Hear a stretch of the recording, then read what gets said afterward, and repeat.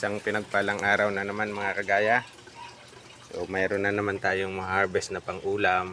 Yan, talong. Yung mga nakatanim natin talong lang dito sa ating container. Ayan. So libre na naman yung ulam natin mga kagaya. Ayan o. Ma-harvest na naman tayo pang-ulam. Dito lang yan sa ating container nakatanim.